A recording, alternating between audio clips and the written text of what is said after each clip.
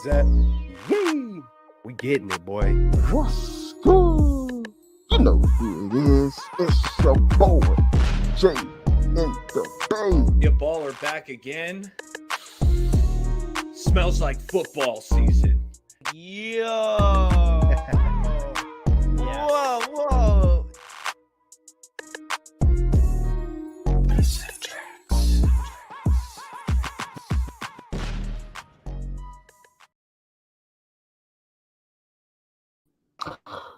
Faithful Niner Empire. What's good? You know who it is. It's your boy, Jay in the Bay. And welcome back to Straight Out of the Bay.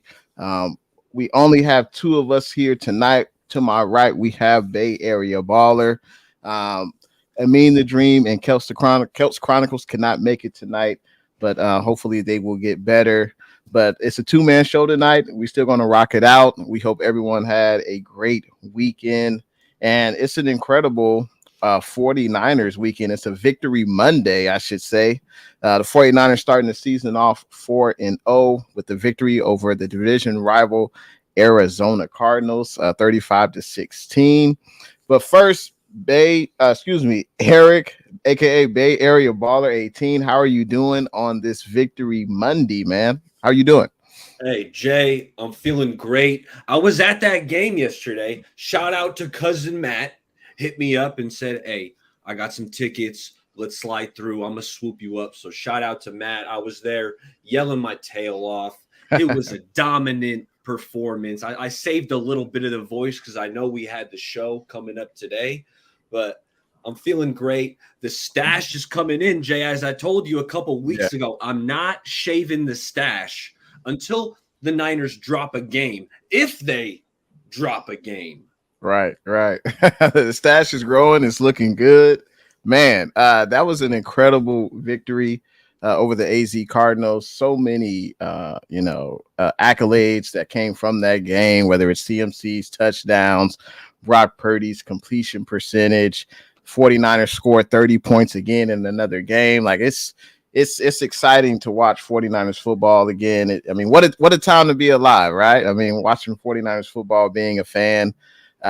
This is, of course, an interactive show. We love the people in the chat, whether you're watching from the Straight Out of the Bay YouTube channel, Jay in the Bay YouTube channel, or Bay Area Baller 18 YouTube channel.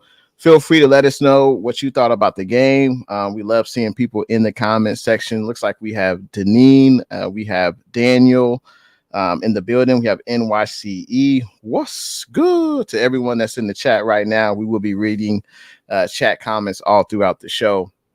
But first, I kind of want to get a generalization from you with the 49ers starting the season 4-0. What's been the most impressive aspect of the 49ers in their current 4-game win streak? What say you? Just the dominance that they're winning these games with, Jay. I mean, it feels like, I know it was a one-score game in the second half there in the third quarter for a little bit, but it did not feel close at all, right? The Steelers blowout, the Rams, they were in it for a little bit, but 49ers controlled that game. The Giants, domination. Yesterday, domination. It's just the way that the 49ers are winning these games, just the dominant performances. I have a lot of respect for these teams across the league, right? There's a lot of talent. There's a lot of really good coaches.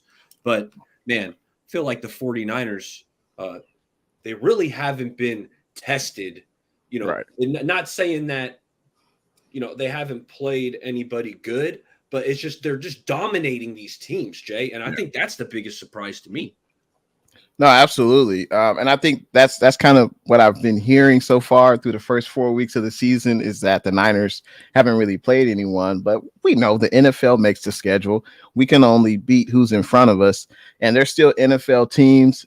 There's not a ton that separates the worst team in the NFL from the best team in the NFL as far as talent. Every team is talented. I think so far the Niners have done what they're supposed to do. We beat the teams who were clearly better than. And I would add that this 49ers defense, it's been really good, but I don't feel like it needs to be dominant. Like I feel like even if the defense allows 17, 20 points, we've been scoring 30. So I feel like the defense doesn't have to necessarily be the best defense in the NFL for us to get to where we want to go, and that's the Super Bowl. So kudos to obviously the 49ers offense, Brock Purdy, CMC, Ayuk. I mean, they definitely stood out. Sorry about that. They definitely they definitely stood out last night, and they've been performing really well. So that's one thing that has stood out within this 4-game win streak. Feel free, those in the chat, feel free to let us know, what was the most impressive aspect of this 49ers current 4-game win streak. Feel free to put those thoughts in the chat. Did you have anything else you wanted to add to that? Yeah, I also got to add, I know we're going to get into Brock Purdy, but just how freaking good he's been early on, just dicing teams up, throws on the money time after time, taking care of the football, because, we know he was good last year, but just to see how he's keeping that up and he's just playing exceptional football right now. I got to say, I am surprised just at how well, like I know we're going to talk maybe some QB ranks a little bit later, but man, Brock Purdy is playing sensational football. No, absolutely. No, he is. We'll definitely talk about that. We got 92 in the building. What's good? Thanks for tuning in to the stream, and wherever platform you're watching on now, feel free to hit that like button and make sure you subscribe. But just to talk about, let's get into Brock Purdy, man. We got to talk about Mr. Irrelevant. And obviously yesterday in the game, while watching him, Brock Purdy, and watching him work, I just feel like it's easy like a Sunday morning. Shout out to the Commodores. Man, watching him, there's no nervousness. I don't feel any negativity. I don't feel nervous when he gets back and he starts throwing the ball like when number 10 was here. I feel like he makes the right decisions. Usually when he's throwing the rock, there's guys always open. And even when the blitz comes to Purdy, he at the moment isn't too big. Like it doesn't matter. He still makes the right play, whether it's throwing it out of bounds, conserving time, whether it's throwing it to the open receiver. I just feel like he always makes the right play. And so far, I think another thing that was great during this 4-game win streak, we only have one turnover. That's it. And that was a Brock Purdy fumble. So to do that, one turnover in the first 4 games, I mean, that's incredible. That's unheard of. So I really like what I'm seeing from Brock, and it feels like deja vu. Every time I'm watching Brock, I'm like, okay, I've seen him do this before. Can he continue to do this? Obviously, we'll have a great test versus the Dallas Cowboys. But does Brock Purdy have anything else to prove to you? Is Brock Purdy the franchise quarterback, you think, for the Niners going forward? Brock's the franchise guy, Jay. He is the franchise at this point. And I was sitting back and thinking about it. I think Brock Purdy and Kyle Shanahan, it's just like this perfect marriage. Okay. Because you're talking about, guys are running open. But here's the thing with Brock, Jay. He sees the field so freaking well. He sees those open receivers. Whereas in years past, Jimmy, you watch the all 22 and it's like, BA's wide open, right? And then BA's upset because he didn't get the rock. Jimmy, he had trouble seeing the field. Like Kyle's scheming these guys open, but the QB still has to see it in real time with live bullets, with defensive tackles getting all up in his face and still delivering the football accurately. So Brock, it's just this. He runs this offense so phenomenally. I think it's just the perfect marriage of Brock Purdy, Kyle Shanahan. He's executing it. The kid, he's a playmaker. I felt like he didn't really even need to show like his full display of playmaking yesterday. He really did it. I felt like from within the pocket. Yeah. And but sometimes we've seen, hey, there's a free rusher coming at Brock. Boop, boop, boop. Makes a miss, gets out of the pocket. He's throwing a dime down the field. So Brock, the kid's a playmaker. He can play within structure. And you know what, Jay? He's so freaking smart. He's so smart. I had to go back and check out, they got rid of the Wonderlic test at the combine. They got a new test. It's called the S2. And Okay. I forgot what Purdy's score was, so I had to go back and look. He was elite in this S2 test. Mm. It makes sense because the kid, he's so freaking smart out there. And yes, this is our franchise guy. Hey, I believe you. I want to see if he can play a full 16, 17 game season, but all signs are pointing to it. I mean, he's passing every test. Obviously, this season, and we can only play who's on the schedule. I think Dallas will be a great test. I know they lost their cornerback, Diggs, which sucks because I want to play whoever we play at full strength, just how I want us to be at full strength. But we've got some tough games coming up. I think Dallas, not necessarily in this order, but Dallas, I think Cleveland, Minnesota, and I think Cincinnati somewhere in the next 4 to 6 games. So that'll be a great test for not only the offense, but the defense as well. NYCE I got it right here, not to cut you off, but okay, Dallas, Cleveland, okay. Minnesota, Cincinnati, and then the bye. Okay. I was spot on. All right, Yeah. Then the bye. Okay. Also, before I read NYCE's comment, I want to say that I feel like the Niners, they looked fresh in the game. They had the 10-day layoff. I know Debo obviously wasn't. I don't even think he really should have played. He wasn't at full strength. But I thought the offense looked fresh. The defense looked good. And I think that 10 days off early on in the season helped them. And then, as you said, a month later from now, we'll have the bye week. NYCE said that the Niners have been playing patience ball. They aren't rushing anything, but letting the game come to them and responding accurately. No, absolutely. Absolutely. David V, what's good? Thanks for coming into the stream tonight. We also have Jag in the building. What's good? Appreciate you guys turning into the stream. 92 says that. I want to answer Jag. I want to answer Jag because, one of my buddies, we were talking arm strength, and he had said, man, has there been superstar quarterbacks that don't have that, elite or like really good arm strength?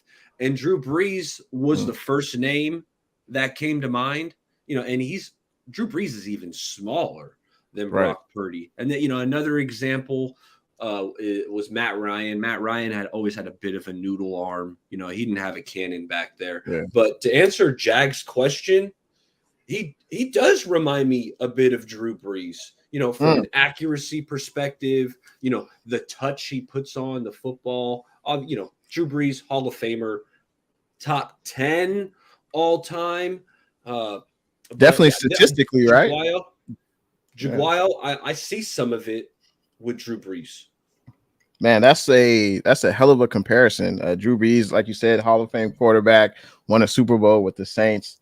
I'm not going that far, but if we're just saying stature and, like you said, accuracy, I want to see Purdy do it in the playoff stage before I start comparing him to Drew Brees. But hey, he definitely could reach that point with the 49ers. That's for sure. But a great question, Jack. 92 says Purdy has really good rapport with the receivers, but him and BA have something else. They connect. Yeah, let's talk about the Ayuk show, man. I didn't know Ayuk had this in him. I didn't know he was this good. I mean, he led. I don't know if people subscribe to PFF, but he led all 49er players, whether it's offense or defense, as the best player rating. I think it was like 115 or something like that. So BA showed up and showed out.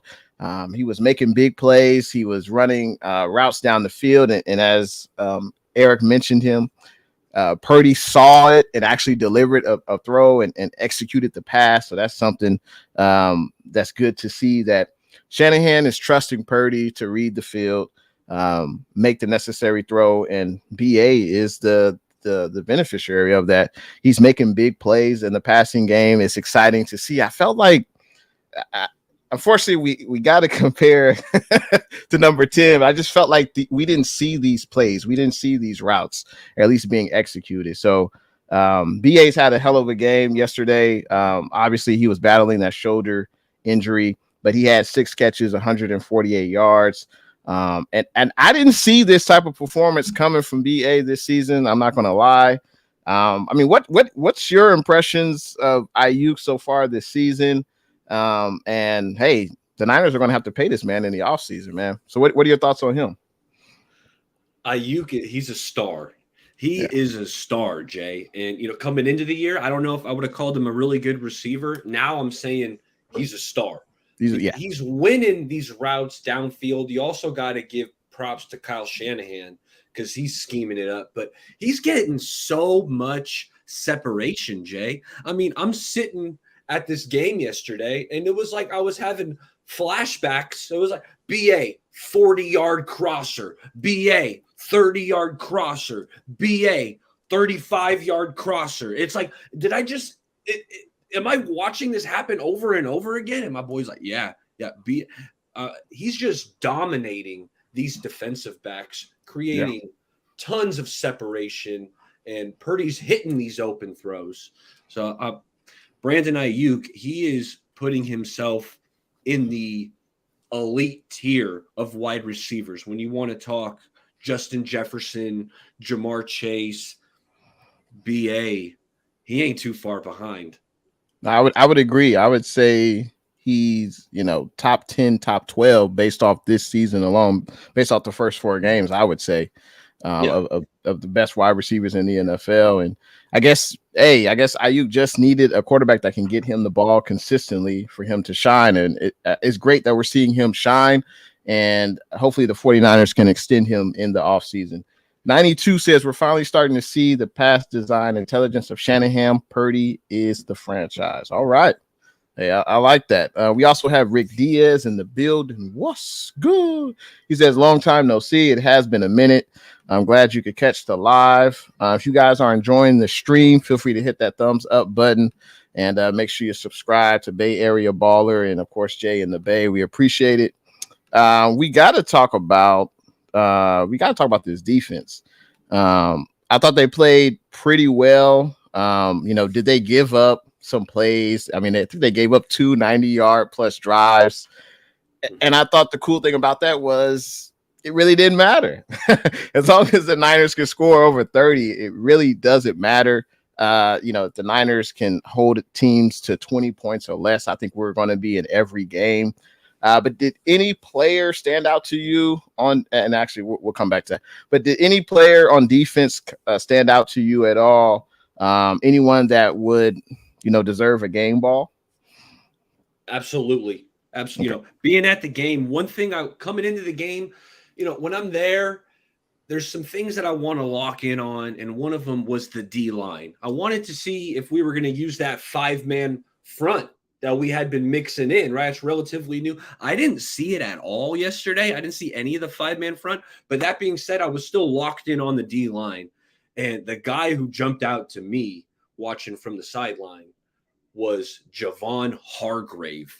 This dude was a menace. He was pushing the pocket. That left guard for the Cardinals is going to have nightmares because he could not block Javon Hargrave. He was just bullying him all game long. He had a sack, and it was just numerous times he was just collapsing the pocket. And Josh Dobbs, I got to be honest, I thought Dobbs actually played pretty good. I thought Dobbs did well, not a ton of talent, in the wide receiver room or even along that offensive line. So I thought Dobbs played pretty well. But Javon Hargrave, to me, it was the best defensive performance because he was just collapsing the pocket, just dominating that left guard. So, I mean, defensive game ball, I'm giving it to Hargrave. And I thought, I liked what I saw from AZ. I thought, like you said, Dobbs, I thought he played well. He used his mobility to his advantage when he needed to. It was a ballsy play on their part on a 4th down. They went for a fake punt and they got the first down. I was getting some chicken tenders. I tried to sneak out before half. And you were like, what the hell's going on? It was like, dude, the Cardinals just went for it. My buddy's filling me in. Shout out cousin Matt. He said, hey, they just went for a 4th down fake punt. Like they were way backed up, right? Were they at their 10 or 15 yard line? I think they were maybe, they were on there. So they were like 20, 30, something like that. Yeah. Okay. They weren't past the 50 yet. Yeah. So. Wow. Yeah, that was a ballsy call on their part. James Conner, I don't care what anyone says, that is a tough man to bring down. I mean, he's got to be 6'2", 225. I know him and Huff got into it after the game, but that's the type of game I like to see. It's a division game. Both teams hitting. I know you saw it firsthand. Those guys were out there hitting. And I think one of their receivers, the Cardinals, from Stanford, I think he had 2 touchdown catches. What's his name? Michael Wilson. Yeah. Seven catches, 76 yards. He played pretty well. Marquise Brown, a speedy, shifty wide receiver. Those types of guys always give the Niners trouble, and I thought he played well. But yeah, my defensive game ball, I would say Fred. I think he was nothing I hadn't seen before. He was his usual self, led the team with 10 total tackles. But I just like to see Fred flying all over the field. And I just thought he played pretty well. And as a whole, the defense only gave up, 16 points. And as I said before, if they can do that every game, 20, 21 points, 24 points, I think this Niners defense will be fine. And I feel like we haven't seen them play their best yet. I know Javon Hargrave got a sack, and that's great. We still haven't seen Bosa really unleash with that 2-3 sack game. I'm still waiting on that. But I think overall, we played pretty well on defense. So my game ball would go to Fred Warner.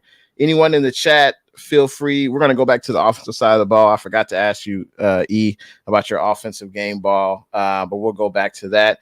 And everyone in the chat, if you had a particular player that stood out to you in yesterday's game versus the Cardinals, feel free to put that player's name in the chat, whether it's offense, defense.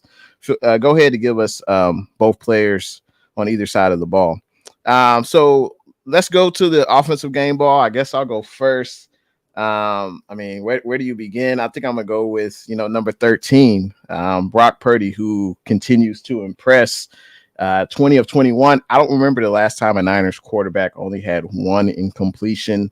And even though he's played a dozen games, it doesn't look like it. Like, he looks like a crafty veteran. His teammates respect him. The coach believes in him. I mean, what can I say? He makes all the right decisions. He hasn't made the big turnover. And I think that's kind of one thing that separates him from number 10 is he doesn't make that big mistake.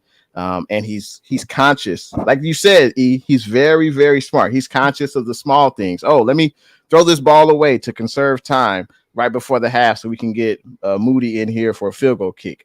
Let me throw the ball away instead of trying to force the ball, into a tight area where it could get intercepted. And he's seeing the big routes. One thing in this game yesterday, the 49ers didn't win the time of possession. I think we were like a minute less than what the Cardinals had. And I think part of that reason is the Niners have the ability to score fast, whether it's CMC having a big run, whether it's Ayuk getting 25, 30-yard catches. So the defense may have to be on the field a little bit longer.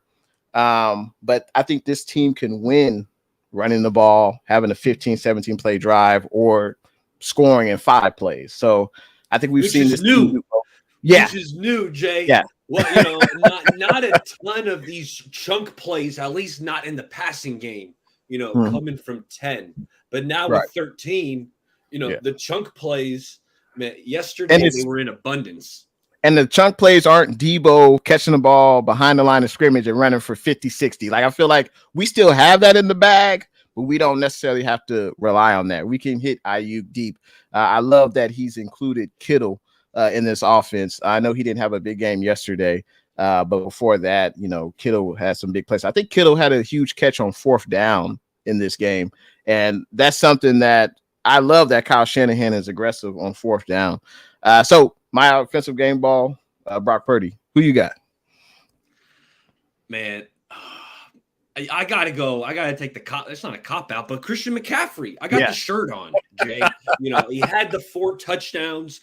We up in the stands, all of us wanted him to get that 5th one. Hey, get him one more, Kyle, because Christian McCaffrey, he's a legitimate MVP candidate at this point. I think Brock is in there as well, if I'm not mistaken, because when you're giving out MVPs, it's got to be on a good team. It's got to be on a great team. Okay, a team that makes the playoffs. So right now, Christian McCaffrey, he's my favorite for the MVP. His vision, his decisiveness, he's not wasting time. When he gets the rock, Jay, he's hitting the hole. He's got great vision. He's just so well-rounded. And yesterday I thought he was a bit of a safety blanket for Brock in the passing game. Caught 7 passes for 71 yards. And that's when, hey, Brock's going through. He'll go 1-2. If it's not there, okay, he knows right where McCaffrey's going to be in the flat. And CMC, more often than not, he's going to make the first guy miss and get you, 5 to 10 yards. Yeah. So McCaffrey, I thought he was spectacular. I got to give him my game ball. But the one who I was debating on giving it to, besides Christian, was Kyle Shanahan. Felt like it was a really good game for Kyle. We talked about he's scheming up Brandon Ayuk wide open on these crossers, the run game. You know what? I got to shout out the offensive line and the offensive line coach, Chris Forrester. I mean, Chris Forrester, you could give him a game ball because I thought the way these guys blocked, you could see pulling guards, whether it's Banks or Burf or even Trent Williams got out on one, and he's blocking in space.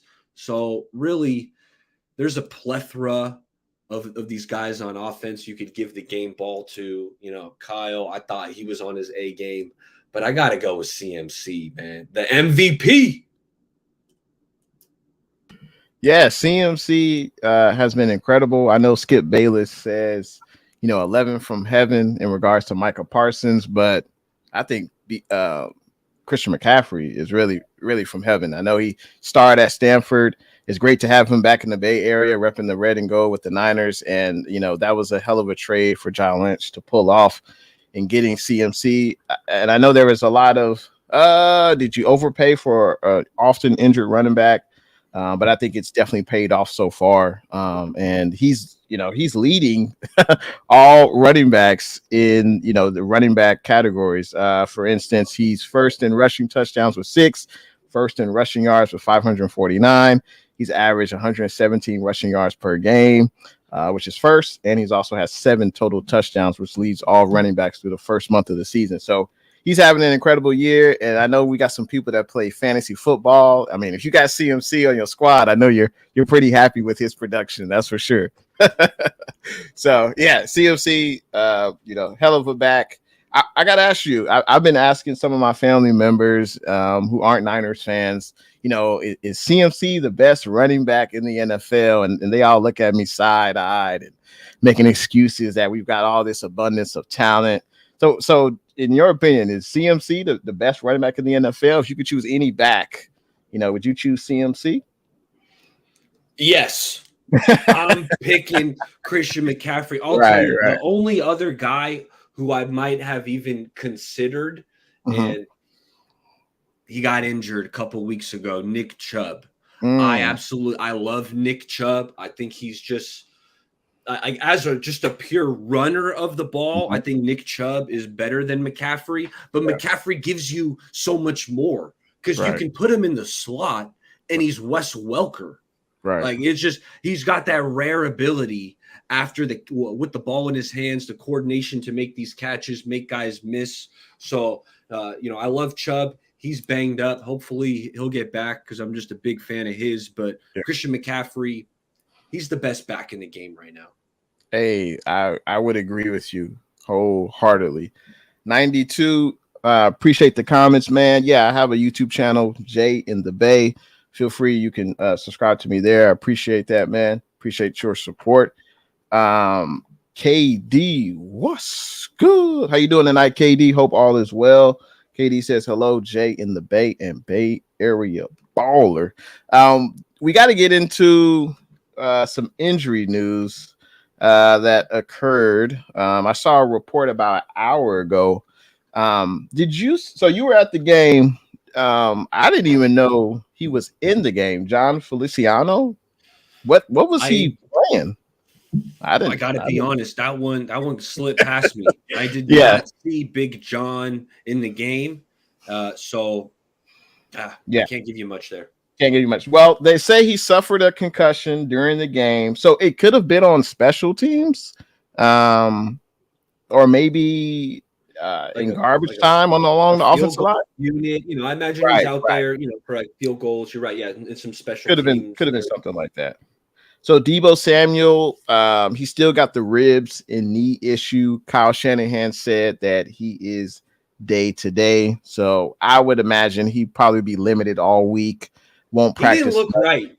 He No, he didn't did. look right. Just, I No. mean, he didn't do too much. Didn't catch a ball. They gave him a few handoffs, Yeah. and he didn't finish it in typical Debo fashion. Usually at the end of these runs, Debo is seeking out contact, Mm-hmm. trying to just run somebody over. I didn't see that yesterday, which maybe, with a bad knee, maybe you don't want to do that. But you could Yeah. just tell Debo, he didn't quite look fully like himself. So, Yeah. Why? I know, it's a short season compared to all the other leagues. It's only 17 games. But if he's not right, why play him? I mean, I guess because he still is a threat when he's out there. But if he ain't right, using him kind of like as a decoy, does that really? I mean, he could further injure himself if he's out there. I mean, I just feel like if you're not right, at least 90%, why go out there and play, especially a position at the skill position? It's different, I guess, if you're a lineman or whatever. But do you think he should have played? I mean, what do you think? Probably not. But then again, if Debo's saying, "Hey, I can play," I'm good to go. I mean, Right. this Cardinals team did just beat the Cowboys, Mm, so one of your fair. best players is saying, "Hey, I'm good to go." Yeah. I would probably roll him out there too. Right. And there's nothing. It doesn't appear there's obviously nothing torn, nothing broken. So I guess if he says he can go, hey, you let the player make that decision. We have Randy Daytona and Bryant Cope in the building. What's good? Appreciate you guys tuning in tonight. Running back Elijah Mitchell. He adds to the running back talent room, but unfortunately, the brother just can't stay healthy. Unfortunately, he got injured in practice leading up to the game, and it's a knee injury. Nothing's torn, nothing's broken, but he's also listed as day to day. So I'd imagine he wouldn't practice much, but it would be nice to see a healthy Elijah Mitchell with CMC in the backfield. I think that could be an even deadlier running game. I know we saw JP Mason out there. Still TDP, he's been inactive the first 4 weeks, right? I don't think he's been I in. haven't seen any TDP. Yeah. So, well, yeah. So hopefully he'll come back because that is a running back that Kyle Shanahan, I feel, trusts. And I know JP Mason got some carries. He even caught a ball out the backfield yesterday. So that was good to see. Jawan Jennings didn't play in the game yesterday. He's got a shin injury. I don't know if he got that in the game last week, but he did not play, and he's also listed as day to day. So that's another player to watch for throughout the week. And hopefully, I think we're going to need him versus Dallas. That's for sure. Jawan Jennings. So hopefully he'll be able to suit up. Jawan's big time. I mean, we see him come up with these clutch catches, third and Jawan. But hey, we got to shout out Ronnie Bell, Ray McLeod, because those guys are filling in for Jawan admirably. Ronnie Bell had the big game against the Giants, but I know Ray made some plays, caught a ball or two yesterday. Ronnie Bell caught a couple balls. So, Bell and Ray are filling in admirably, but Jawan's a weapon, man, against man coverage in that slot. Jawan's just so slippery. He's not the fastest guy, but he's just so savvy at the line. Like his releases, I've seen him, he just burns DBs right off the line with his release, and then he stacks them and he separates. So it's like, yeah, you're right. I would love to have Jawan here coming up against the Cowboys. Yeah, and another great thing about Juwan, he's got reliable hands. He kind of reminds me a little bit of a Kendrick Bourne, but hopefully we'll be able to keep him after the end of the season. And there's no doubt he's valuable, especially not only in the passing game on third downs, but also in the run game. Just like all the wide receivers with the Niners, you got to be able to block. If you don't block, you're not gonna get on the field. So. He excels in that area as well, run blocking. Jag says, "Is it time for Shanahan to make Mason RB2?" Well, he was there yesterday, but and if Mitchell's healthy, I think Mitchell gets the nod for RB2. What say you? Yeah, I think so too. If Mason, he didn't quite seize the moment. Going back to my Eminem phrase, he didn't seize it yesterday. Relatively quiet. 3 carries, 10 yards. So it's like if you're going to steal the job, if you're going to take over that RB2 role from Eli Mitchell, you got to make some more plays. Not saying I think JP Mason can, and I think he will, but he hasn't quite shown it quite enough to leap Eli Mitchell in the depth chart when Eli's healthy. I thought Mitchell looked good last week. I thought he was running hard. I know he had like a 18-yard scamper against the Giants. So it's getting close, Jaguayo, but I would still have Eli Mitchell a little bit ahead on the pecking order. Yeah, I would agree. When healthy, I think Elijah Mitchell is better, but that's a that's a phrase we always have to say, unfortunately, with Elijah Mitchell, if he's healthy. So, we'll see. But I think all 3 backs will get some time. I would love to see TDP in there, but obviously JP Mason contributes on special teams, so that kind of cuts out TDP for that 3rd spot. We have David McNiner, another 49er content creator in the building. What's good? Appreciate you tuning into the stream, David. We also have Fable, JVC. Appreciate you tuning in. Hope all is well. Let's see. Were there any players that you saw? Well, actually, first, let me ask you this. The 49ers defense, we gave up, 16 points against the Cardinals. I thought Dobbs' mobility really came to bite us in certain plays. He was able to escape and get first downs. And that's something that you could say every team struggles with, a mobile quarterback. Do you have any concerns with this 49ers defense long term? And I asked that based on the Cardinals having a few 90-yard offensive drives. Do you chalk that up to, hey, the other guys get paid too, they're going to make some plays, or you think there could be a deficiency in this Niners defense? I think we're seeing teams, they're attacking the Niners defense kind of with the same philosophy, and it's the quick passing game. You got to get the ball out quick. Teams know about this defensive line, Nick Bosa, Javon Hargrave, Eric Armstead. They know about these boys, and if you hold it for 3 seconds, it's too long. So you're seeing teams go to this quick passing game, and the Niners, and Saleh and D'Amico did it too. They play a little bit softer. They don't want to give up the big play. So they give up, the 5-yard hitches, right? The 6-yard curl routes. Like they're giving up some of this stuff. So that's normal. And it's my buddy texted me last night after the game, shout out Ron. And he said, are there any weaknesses on this team? And I came up with one, and it took me a while to think about, but I came up with one on defense and one on offense. And since we're talking defense, I'm going to give you that one first. But if I were to pick out a weakness on this defense, I'm looking at Ambry Thomas. In the nickel, Demo Lenore goes from outside into the slot corner position. Ambry Thomas comes on the field.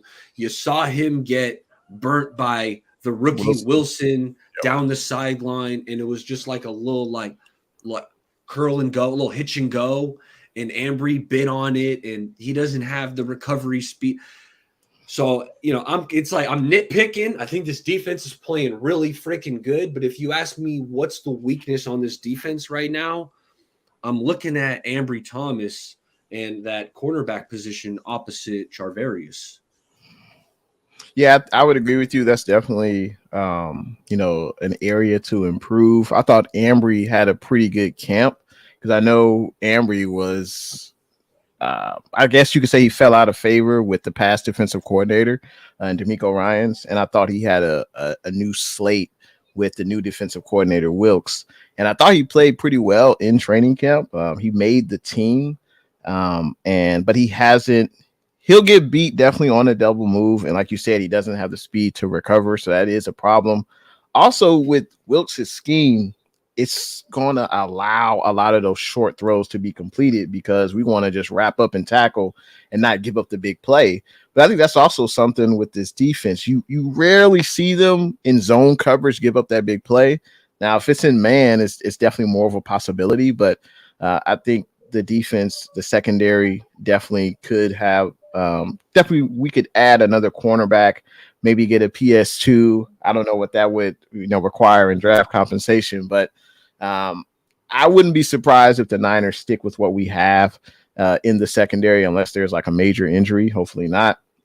But I think with Wilkes' scheme, we're going to have to kind of just accept that's how it is. We're going to allow the stuff underneath and try to limit the deep plays that the Niners do on offense, right? So I think that's just something that we're going to have to accept.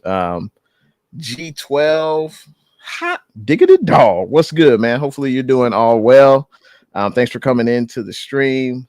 Glad to hear you're doing good, Fable. Bluff City Cowboys. What's good? How you doing, man? Bluff City Cowboys. Marcus, excellent Dallas Cowboys content creator. He says that Dobbs has some of the best pocket awareness of any quarterback in the league. Plus, he is off the charts intelligent. He is just catching people off guard until they start respecting him. And he'll probably have the starting job for quite some time since Kyler, I don't think they've opened up his practice window yet. I think he's still scheduled to miss the next few games for the Cardinals. So Dobbs has the ability to prove he belongs as a starting quarterback in the NFL, or at least as a solid backup. So hey, he looks like a starting caliber, like a lower tier, but he deserves to be a starter in this league from what I've seen from Josh Dobbs this year. Uh-huh. I would agree. Looks like Randy agrees with us that Ambry has always been the weakest. I would say that. With a good pass rush, usually your secondary will be much better. They don't have to cover as long. And we haven't seen they've been getting pressure. I think Bosa is one of the highest rated edge rushers. Like they'll show on the replay, he's getting pressure. He's not bringing the quarterback down, but he's definitely getting pressure, which is affecting the play. He's affecting the play. And Jay, yeah. I was just gonna say, go ahead. Well, we're still talking Ambry. That's a position where we know the 49ers have made these mid-season moves to bolster their roster for their playoff run, right? Like Emmanuel Sanders, like a Jordan Willis or a Charles Omenihu or a Christian McCaffrey, right? That cornerback position, that might be one where, hey, mid-season – you look at the teams that are out of it. I know a lot of fans have been clamoring for Patrick Surtain. I don't know why the hell the Broncos would get rid of Patrick Surtain. I'd be all for it, but I think that's a little lofty. But I'm keeping my eye on, the cornerback market, because that could be a position where if a team's out of it, a guy's on a 1-year deal expiring, hey, you go out, you bring him in, because we talked about that might be the one weakness. You go out and get a stud. Then now there are no weaknesses on that defense, Jay. Yeah, absolutely. And I like how Fable mentioned Darrell Luter Jr. and Womack. Those guys are hurt. And I like what Fable said earlier, that I think the depth along the secondary, specifically the cornerback position, I think is a concern. You have two guys that are already out. We don't have a lot of confidence in Thomas. So, and Oliver, I think he's played solid. He definitely had some big plays in the last game.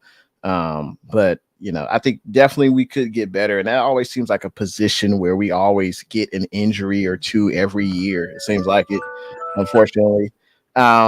We also have Don in the building. What's good? Thanks for tuning in to the stream tonight, Don.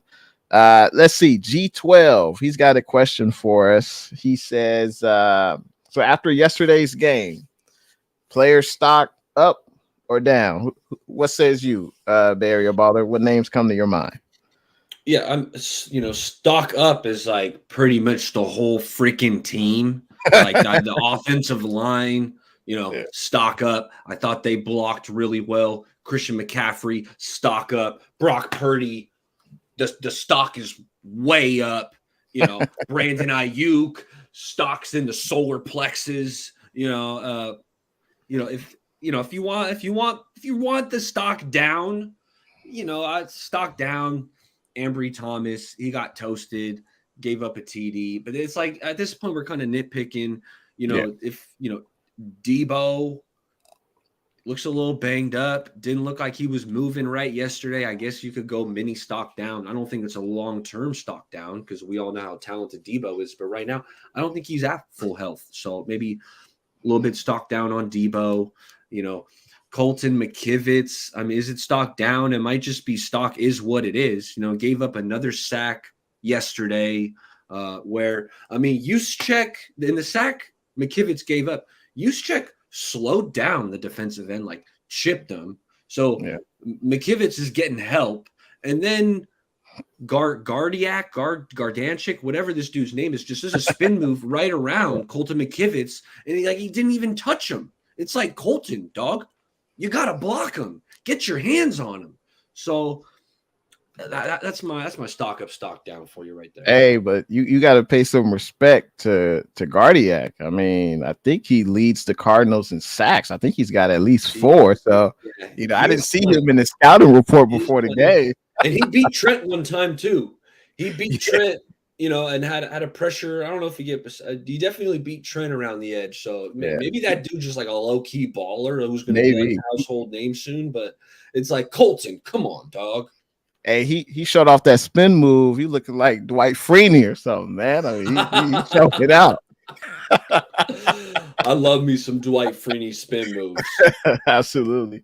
My stock up, I mean, it's got to be Purdy. I mean, we're talking about this guy as an MVP candidate. Yeah, I know it's only 4 games, but Niner fans, we're very excited about Brock Purdy.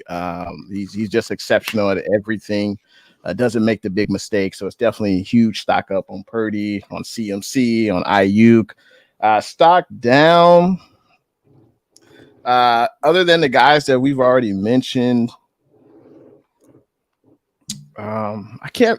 No name really comes to mind. I mean, I know. Yeah, hey, I mean, before 4-0, right? If the Niners were 0-4, I think we'd have a long list. Stock down. Right. But hey, this team's 4-0. I mean, we're nitpicking here on stock down. Yeah. Now, Bluff City had a great question. He says, how has Clelin Ferrell been looking? Is he tapping into any of that potential he showed out of Clemson? As far as the sack numbers, not yet. I think he has had a few flash moments in the games of the first 4 seasons. In last game, I didn't really see him flash, but I like him as an edge rushing depth player. And hopefully he'll continue to get better. Yeah, I didn't see too much from Ferrell yesterday. I do know he got fooled on a play action and chased the running back, and then Dobbs was able to get out of the pocket and complete a pass. So it's like I love it when those DNs keep contained, especially with these mobile quarterbacks. I want to keep those guys in the pocket. But I think overall, Cleveland, I know he had a really strong week 1 against the Steelers. So I think he's doing good. He was cheap, man. He's not making a ton of money. Right. So I think he's been relatively good so far early on. And expectations were not high for Ferrell. He was brought in as a veteran depth player, kind of like an Arden Key 2.0. Obviously, he didn't meet expectations. I think he was like a top 5 pick, I believe. Yeah. By the Raiders, right? Yeah, Raiders. I think so. Yeah. So he didn't pan out with the Raiders.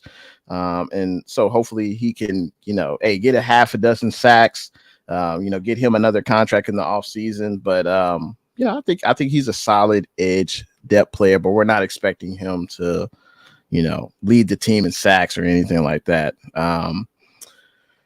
Got to get into a few people have some questions, but I want to get into, of course, we're talking about Brock Purdy, and I love for the chat to chime in on this as well. And if you guys are enjoying the stream, feel free to hit that thumbs up button. We would appreciate it, and subscribe if you haven't already.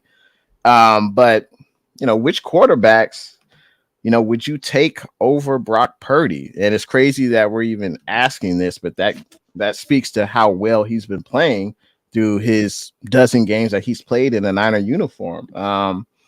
So I'll go first. I would say I would take Justin Herbert over Purdy.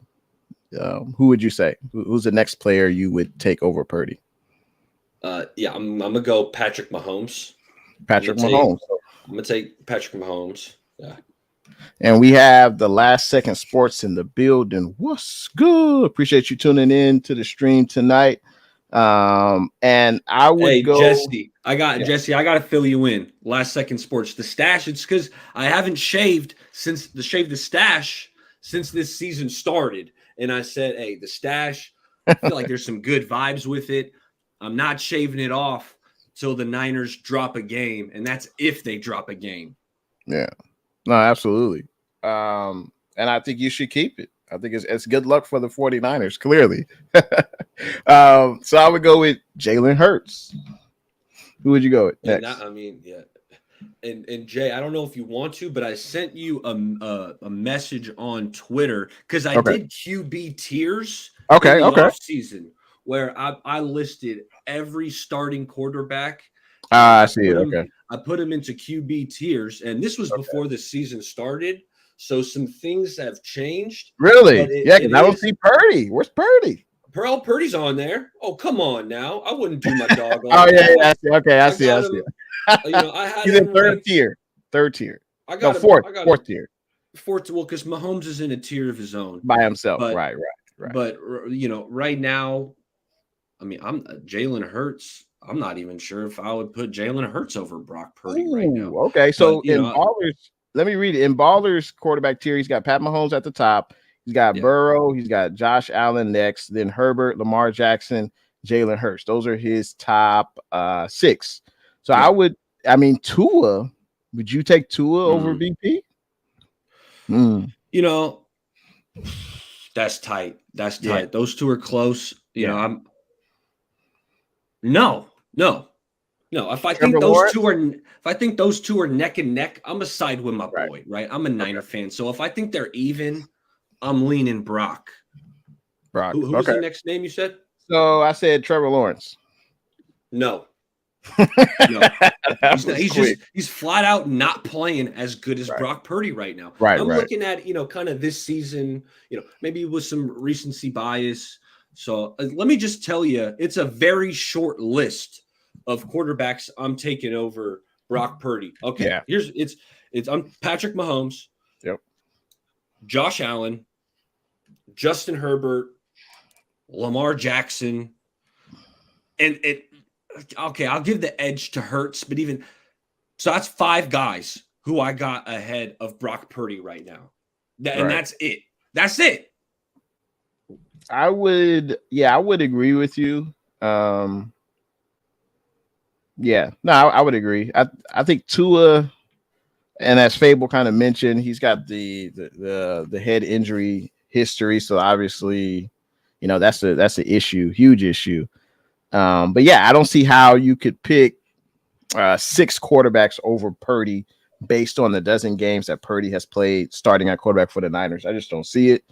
I would agree with you. I would put Purdy top 6. That's where I would put Purdy, right at the end of the top 6. That's where I got him right now. And Jesse said power rankings or franchise, very different. Purdy in power rankings is way above Burrow, but if you're talking for the franchise, you take Burrow.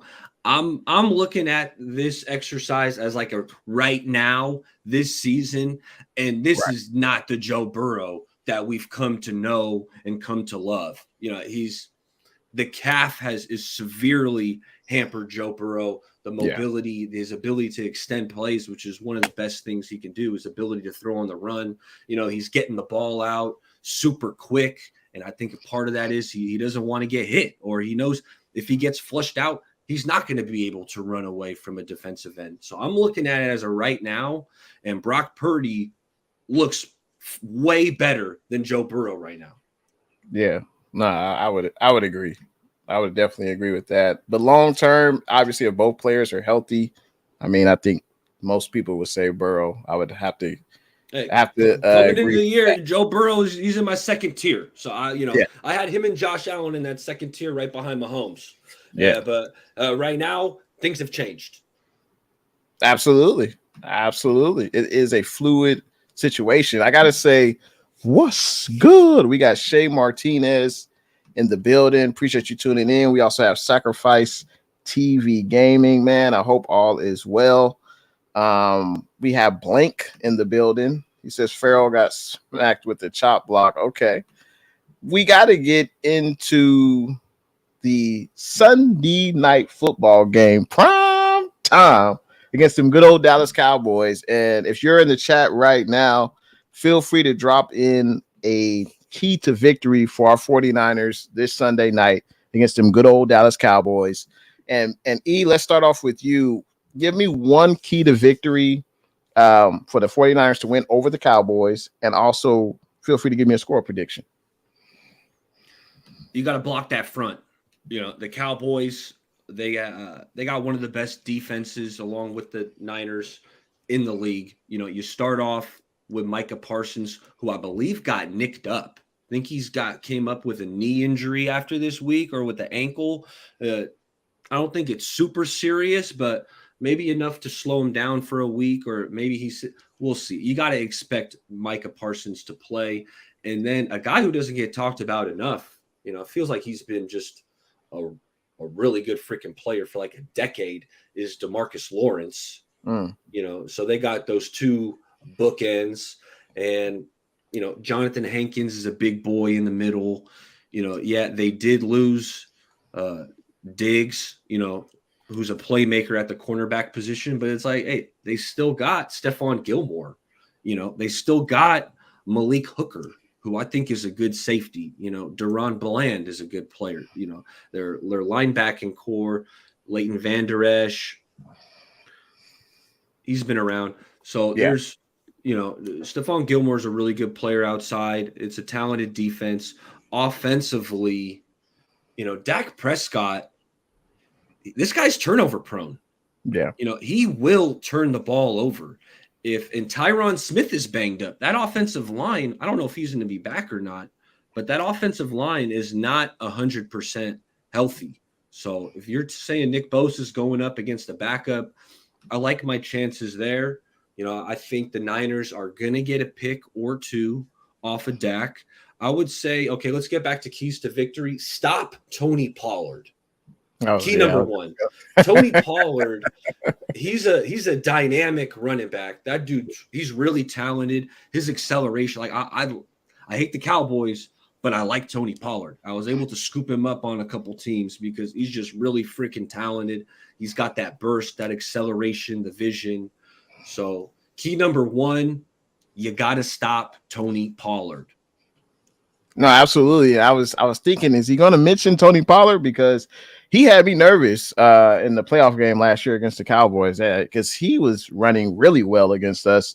And it's unfortunate that he suffered that injury, but definitely got to contain Pollard. He's got to be priority number one. I think containing Dak, not allowing him to escape the pocket like Dobbs did last week, and extend plays and find open receivers. That's something that we always struggle with.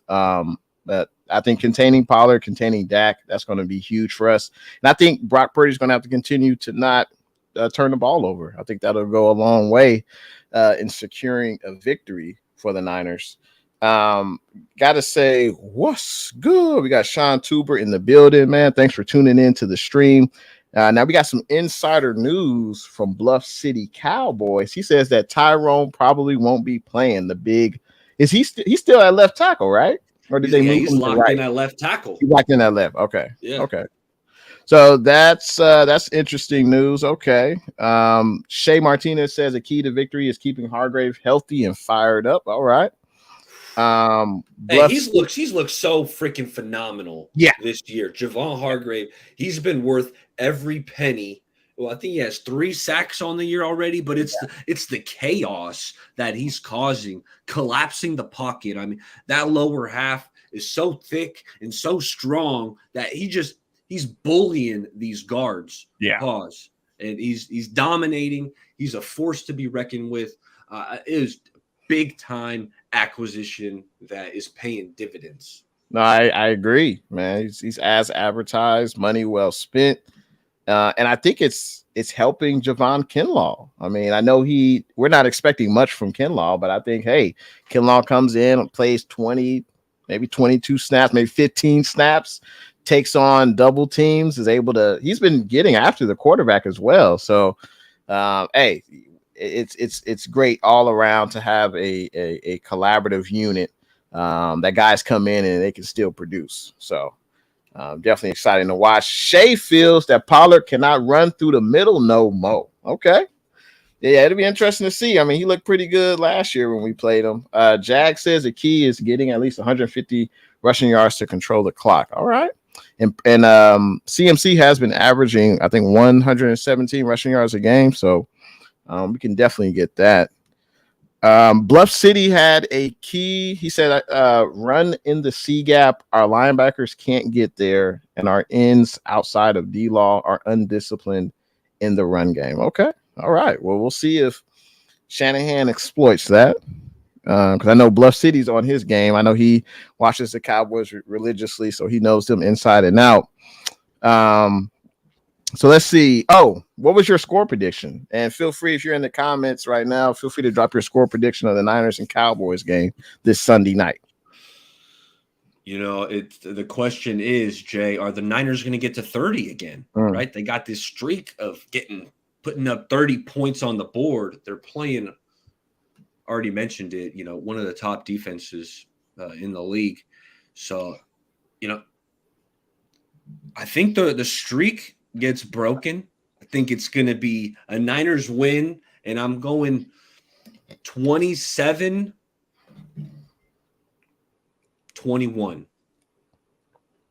I think the Niners streak of scoring 30 points will continue. And I think because Dak, he's going to make that critical mistake, whether it's an interception, whether it's a fumble. He's prone to doing that. And I think this is a turnover hungry defense. And I think we'll score 31 points. And I think Dallas will probably score about 21. So I think the Niners win 31-21. The Smitty says the Niners win 37-20. Fable says Armstead deserves a lot of praise for his efforts this year. Absolutely. It's not always what you see on the stat sheet, especially in the trenches. Bluff City says Zach Martin is banged up. He missed week 3 with an ankle. He toughed it out to play last night, and now he has a thigh bruise that has us concerned. Oh, wow. Okay. So that doesn't sound well for the Cowboys run game or protecting Dak for that matter. And Bluff City said the Cardinals exploited it big time. Yeah, because Connor ran pretty well against you guys, but Connor, that's a big back, and there's no doubt he's very, very talented. We got some more score predictions. Jags got the Niners winning 24-20. G12, 23-23 tie. Come on, G12. You better than that, man. Come on now. Shea Martinez got the Niners winning 36-24. Sean Tuber's got the Niners winning 31-17. Fable says, I think we flirt with 30. Defense has to hold them to less than 24 and we will win. And I think we can do that. I definitely think we can do that. We reached an hour. Hey, E, were there any other topics we didn't hit tonight or something that you had pressing on your mind that you had to bring up tonight?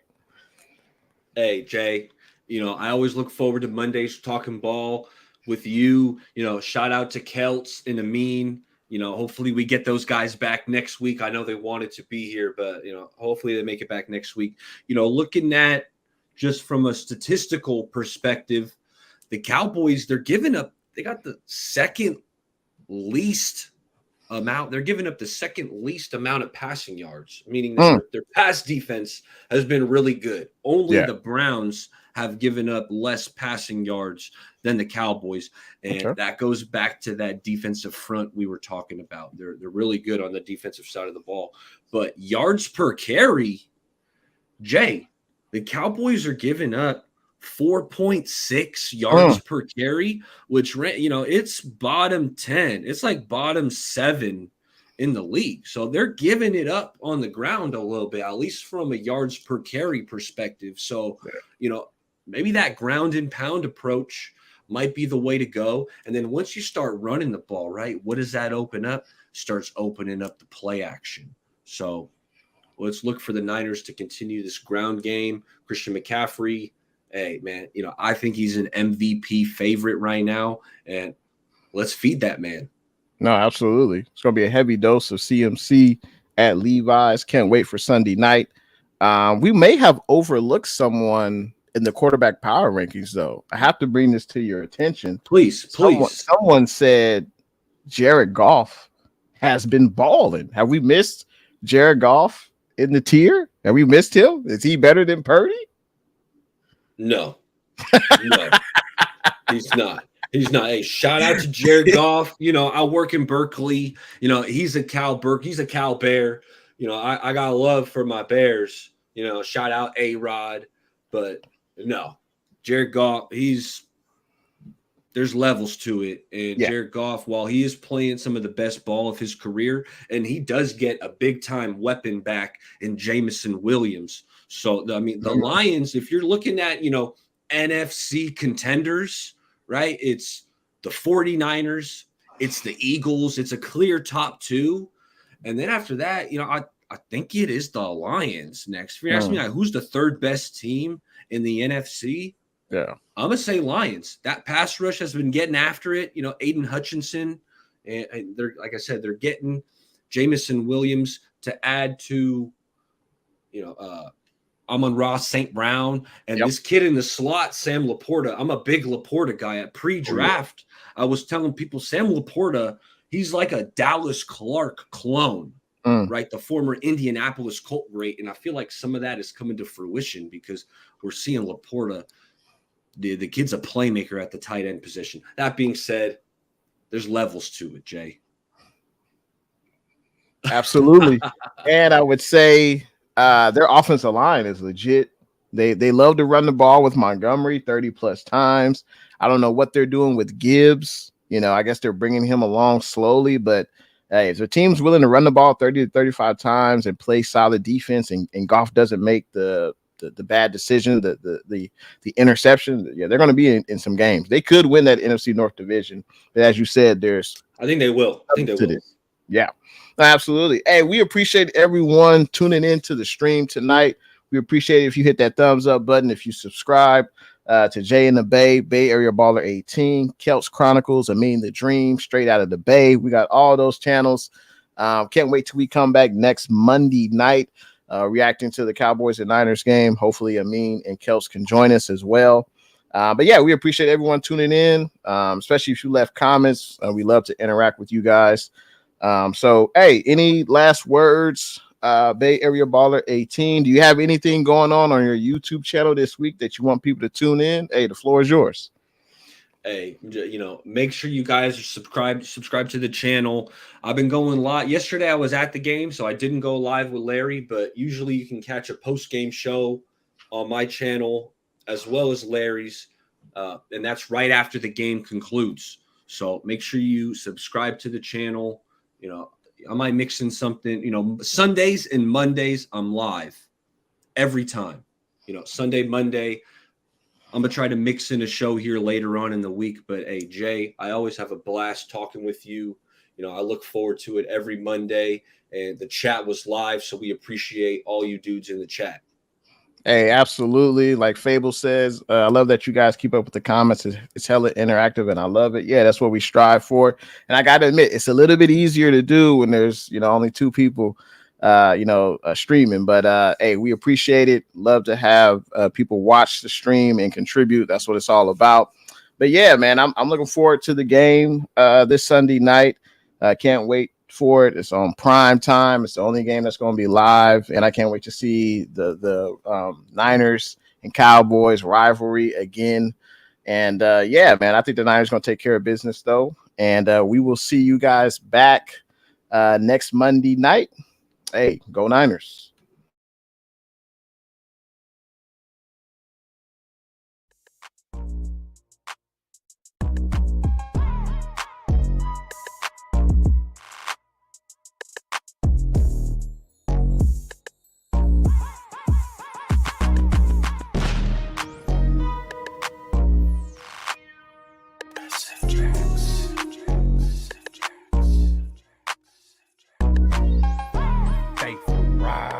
Up. Yee! We getting it, boy. What's good? You know who it is. It's your boy, Jay in the Bay. Your baller back again. Smells like football season. Yo.